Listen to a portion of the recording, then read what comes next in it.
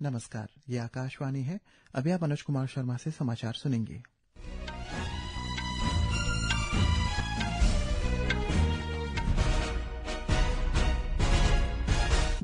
पहले मुख्य समाचार। गृह मंत्री अमित शाह का मादक पदार्थ के खिलाफ एकजुट होकर लड़ने का आह्वान। कहा, मादक पदार्थ राष्ट्रीय सुरक्षा और युवाओं के भविष्य के लिए गंभीर खतरा।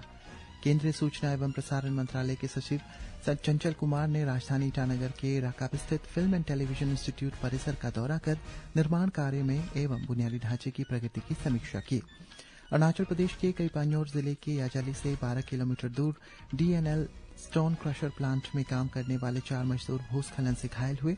कईपान्योर जिले में 24 जून को आए फ्लैश फ्लड में लगातार 4 लोगों की तलाश के लिए निप्को के लोअर पान्योर जल विद्युत परियोजना के बांध क्षेत्र से आज लगातार तीसरे दिन भी SDRF टीम की खोज एवं बचाव अभियान जारी। अरुणाचल प्रदेश से नवनिर्वाचित राज्यसभा सांसद ताई तागक ने नई दिल्ली स्थित संसद भवन में इस राज्यसभा सदस्य के रूप में शपथ ग्रहण की। भारत ने 34 देशों के साथ मिलकर अमेरिका के नेतृत्व वाली पहल पर हस्ताक्षर किए। इसका उद्देश्य मजबूत AI आपूर्ति श्रृंखलाओं का निर्माण करना है। T20 अंतर्राष्ट्रीय क्रिकेट मैच में आज शाम भारत का मुकाबला आयरलैंड से। टीम ने पदार्पण करने वाले प्रतिभाशाली खिलाड़ी वैभव सूर्यवंशी पर भी सभी की निगाहें। और फीफा विश्व कप में ऑस्ट्रेलिया ने ग्रुप D मुकाबले में पराग्वे के साथ ड्रॉ खेलकर नॉकआउट चरण के लिए क्वालिफाई किया। अब समाचार विस्तार से। गृह मंत्री अमित शाह ने आज नशे के खिलाफ एकजुट होकर लड़ने का आह्वान किया। उन्होंने कहा है कि मादक पदार्थों का कारोबार देश की सुरक्षा, सामाजिक व्यवस्था, आर्थिक हितों और युवाओं के भविष्य के लिए खतरा है। उन्होंने आध्यात्मिक नेताओं, युवाओं और मतदाताओं से इस अभियान में मिलकर भाग लेने की अपील की। श्री शाह ने बताया है कि नई दिल्ली में नार्को कोऑर्डिनेशन सेंटर यानी NCORD की 10वीं शीर्ष स्तरीय बैठक को संबोधित करते हुए ये बात कही। आज हमारा देश नारकोटिक्स के खिलाफ लड़ाई के ऐसे नाजुक मोड़ पर खड़ा है। आने वाले 3 साल तय करने वाले हैं कि नशा हम पर विजय प्राप्त करेगा या हम नशे पर विजय। और मेरा आप सबसे विनम्र आग्रह है कि देश के आने वाले 100 वर्ष के भविष्य के लिए ये लड़ाई हमने जीतनी चाहिए, दृढ़ता के साथ जीतनी चाहिए और हमारे संयुक्त प्रयास से जीतनी। गृह मंत्री ने कहा है कि नारकोटिक्स कंट्रोल ब्यूरो ने मादक पदार्थों से जुड़े अपराधों की जानकारी समय पर साझा करने के लिए कई ऑनलाइन पोर्टल शुरू किए हैं। उन्होंने सभी राज्यों के मुख्य सचिवों और पुलिस महानिदेशकों से इस पोर्टल पर नशे से जुड़े मामलों की जानकारी तय समय सीमा के भीतर अपलोड करने को कहा। नार्को ऑफेंडर्स आज टेक्नोलॉजी से सक्षम बने हुए हैं, वो नेटवर्क आधारित बन चुके हैं और मल्टी डोमेन अपराध के रूप में भी आज हमारे सामने खड़े हैं। ये सभी चीजें ये लड़ाई को और कठिन बनाती है। इसलिए हमारी प्रतिक्रिया एक रोड मैप आधारित होनी चाहिए और उसमें आधुनिक इंटेलिजेंस लीड बेस्ड प्रतिक्रिया होनी चाहिए, टेक्नोलॉजी ड्रिवन अप्रोच होना चाहिए और नेटवर्क सेंट्रिक लड़ाई हमने करनी पड़ेगी। केंद्रीय सूचना एवं प्रसारण मंत्रालय के सचिव चंचल कुमार ने राजधानी ईटानगर के पोमा के निकट राकाप स्थित फिल्म एंड टेलीविजन इंस्टीट्यूट परिसर का दौरा कर निर्माण कार्य एवं बुनियादी ढांचे की प्रगति की समीक्षा की। उन्होंने परिसर में चल रहे निर्माण कार्यों का निरीक्षण किया तथा आधारभूत संरचना की स्थिति का आकलन भी किया। उन्होंने संस्थान के जल संशोधन संयंत्र का भी निरीक्षण किया है। इसके अलावा सचिव ने ईटानगर मंडल के जन स्वास्थ्य अभियांत्रिकी एवं जलापूर्ति विभाग तथा यूपीआ विद्युत मंडल के अधिकारियों के साथ अलग अलग बैठक कर लंबित कार्यों की प्रगति की समीक्षा की और उन्हें समय पर पूरा करने के निर्देश दिए। अरुणाचल प्रदेश के कईपान्योर जिले के वेलकम गेट के पास याजाली से लगभग 12 किलोमीटर दूर स्थित DLN स्टोन क्रशर प्लांट के कार्यरत 4 मजदूर अपने शिविर में सो रहे थे, तभी भारी भूस्खलन की चपेट में आकर घायल हो गए। घटना का सही समय अभी स्पष्ट नहीं हो सका है। राहत एवं बचाव दल को गुरुवार शाम इस घटना की सूचना मिली। घटनास्थल पर मोबाइल नेटवर्क उपलब्ध नहीं है तथा स्टोन क्रशर प्लांट तक जाने वाली सभी सड़क मार्ग अवरुद्ध है। बताया गया है कि कुछ मजदूर मलबे में आंशिक रूप से दबे हुए थे, जिन्हें राहत दल के पहुंचने से पहले ही उनके सहकर्मियों ने बाहर निकाल लिया। पापुमपारे जिले की चिकित्सा टीम तथा NDRF की चिकित्सा एवं बचाव team commandant medical doctor Atul के नेतृत्व में एम्बुलेंस के साथ आज सुबह लगभग 10 बजे घटनास्थल के लिए रवाना हुई। टीम को हौद से, जो 24 जून की फ्लैश फ्लड से प्रभावित क्षेत्र में से एक है, लगभग 5 किलोमीटर पैदल चलकर स्टोन क्रशर प्लांट तक पहुंचना होगा। माना जा रहा है कि सभी घायल मजदूर असम के रहने वाले हैं। प्रारंभिक जानकारी के अनुसार घायलों को कई जगहों पर फ्रैक्चर तथा सिर में गंभीर चोटें आई हैं। एक मजदूर की हालत गंभीर बताई गई है। राहत दल ने घायलों को सुरक्षित निकालने के लिए निकासी योजना भी तैयारी कर ली है। कई पानीर जिले में 24 जून को आए फ्लैश फ्लड में लापता 4 लोगों की तलाश के लिए निप्को के लोअर पान्योर जल विद्युत परियोजना के बांध क्षेत्र में आज लगातार तीसरे दिन भी सुबह लगभग 10:30 बजे से एसडीआरएफ की टीम ने राफ्ट के माध्यम से खोज एवं बचाव अभियान शुरू किया। अब तक अभियान में लगभग 23 एसडीआरएफ जवानों का लापता लोगों का कोई पता नहीं चल पाया है।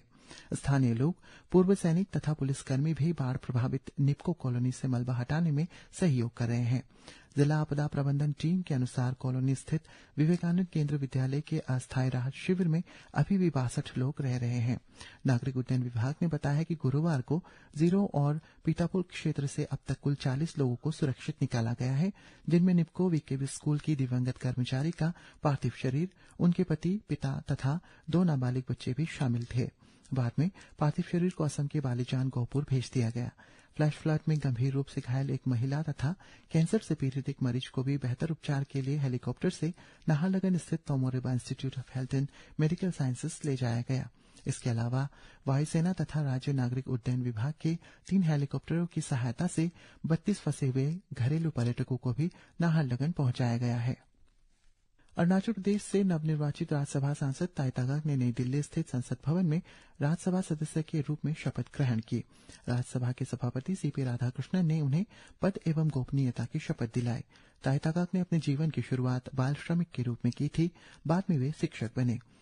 वर्ष 1996 में भारतीय जनता पार्टी में शामिल होने के बाद उन्होंने अरुणाचल प्रदेश में पार्टी के सत्ता में आने से पहले राज्य भाजपा अध्यक्ष के रूप में भी कार्य किया। शपथ ग्रहण के बाद उन्होंने भारत में उपराष्ट्रपति एवं राज्यसभा के सभापति से शिष्टाचार भेंट भी की। स्वास्थ्य मंत्रालय ने दवा नियमों में संशोधन का मसौदा जारी किया है। इसके अंतर्गत आयात की जाने वाली दवाओं के बीच हुई वैधता अधिक यानी शेल्फ लाइफ आयात के समय से कम होने या 12 महीने होने अनिवार्य है। एक रिपोर्ट।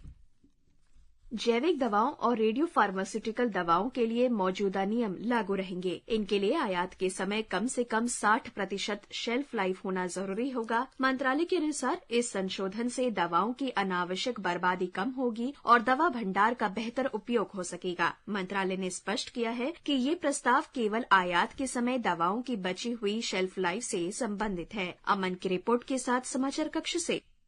अमेरिका में आयोजित दूसरे पैक सिलिका शिखर सम्मेलन में कल भारत ने 34 अन्य देशों के साथ मिलकर आर्टिफिशियल इंटेलिजेंस प्रौद्योगिकियों को सशक्त बनाने के लिए अमेरिका के नेतृत्व वाली एक पहल पर हस्ताक्षर की। अमेरिका के आर्थिक मामलों के उप विदेश मंत्री जेकब हेलबर्ग ने कहा है कि एआई अवसर पर शामिल होने वाले देशों में एआई युग के लिए विकास समर्थन और नवाचार समर्थन नियामक दृष्टिकोण का समर्थन किया है। एक रिपोर्ट।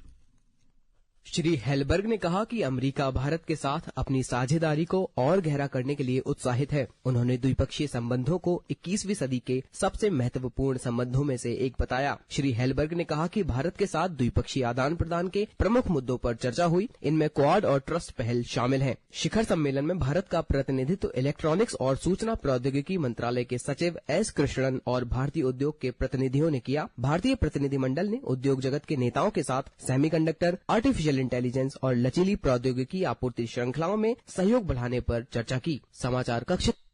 भारत आज बेलफास्ट में आयरलैंड के खिलाफ 2 मैचों की T20 अंतर्राष्ट्रीय क्रिकेट श्रृंखला का पहला मुकाबला खेलेगा।